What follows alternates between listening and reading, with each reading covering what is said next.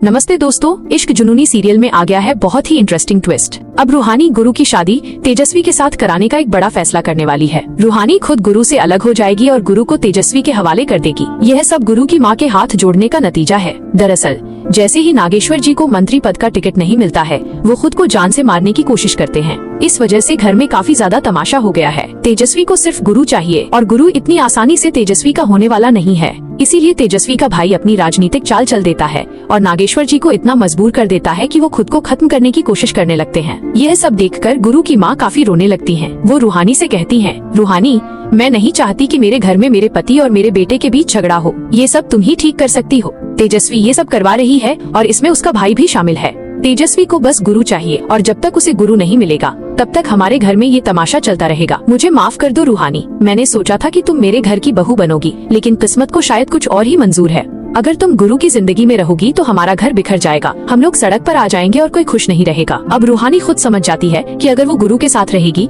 तो गुरु की फैमिली काफी बड़ी मुश्किल में पड़ जाएगी। इसलिए वो खुद गुरु से रिश्ता तोड़ने यानी उससे दूर जाने का फैसला करती है। रूहानी खुद गुरु को तेजस्वी से शादी करने के लिए मनाएगी। इधर गुरु भी काफी तकलीफ में है क्योंकि नागेश्वर जी ने उसके सामने एक शर्त रख दी है। उन्होंने कहा है कि जब तुम तेजस्वी से शादी कर लोगे तभी मुझे मंत्री का टिकट मिलेगा और अगर तुम मुझे खुश देखना चाहते हो तो तुम्हें तेजस्वी से शादी करनी ही पड़ेगी। दोस्तों, गुरु अब बहुत बड़ी मुश्किल में पड़ गया है। अभी अभी नागेश्वर जी की जान बची है, इसलिए वो परेशान होकर बाहर जाता है और काफी शराब पीता है। नशे में वो शराब की बोतल अपने सर पर मार लेता है, जिससे उसका सर काफी जख्मी हो जाता है। रूहानी वहाँ पहुँचती है, गुरु की देखभाल करती है, उसके जख्म पर पट्टी बांधती है और उसे एक सुरक्षित जगह पर ले जाती है। वहाँ पर गुरु और रूहानी बिल्कुल अकेले होते हैं। वो एक साथ अच्छा समय बिताते हैं, दोनों थोड़ा हंसते हैं और मीठी मीठी बातें करते हैं, मानो जैसे उन दोनों के बीच में कोई तीसरा है ही नहीं।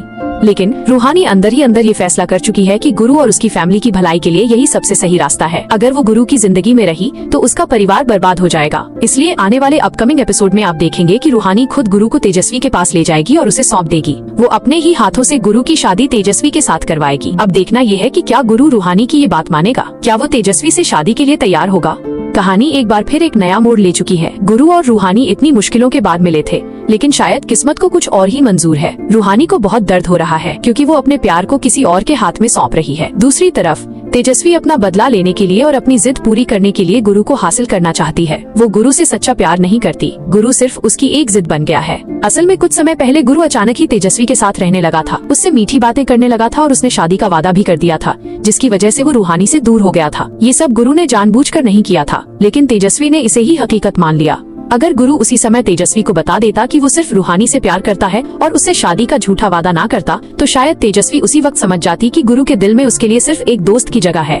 लेकिन वहाँ पर गुरु से एक छोटी सी चूक हो गई। उसने तेजस्वी को पूरी सच्चाई नहीं बताई कि वो रूहानी से कितना प्यार करता है। उस वक्त वो रूहानी के भाई को दिया हुआ वचन निभा रहा था और रूहानी को खुद से दूर कर रहा था। यहाँ तक कि उनकी हल्दी की रस्म भी हो गई थी। यहीं पर सारी गड़बड़ हो गई और इसी वजह से तेजस्वी गुरु को पाने के लिए और भी ज्यादा पागल हो गई है। अब तो वो शादी करके ही मानेगी। तो दोस्तों, देखना बहुत दिलचस्प होगा कि कैसे रूहानी अपने ही हाथों से गुरु और तेजस्वी की शादी करवाएगी। क्या सच में गुरु और रूहानी हमेशा के लिए अलग हो जाएंगे? आप क्या चाहते हैं? क्या रूहानी को अपने हाथों से गुरु और तेजस्वी की शादी करवा देनी चाहिए? आप गुरु के साथ किसे देखना चाहते हैं, तेजस्वी को या रूहानी को? प्लीज कमेंट में अपनी राय जरूर दें। अगर आपको ये वीडियो अच्छा लगा हो तो हमारे चैनल को सब्सक्राइब करें और ऐसी ही मजेदार अपडेट्स के लिए हमारे साथ बने रहें।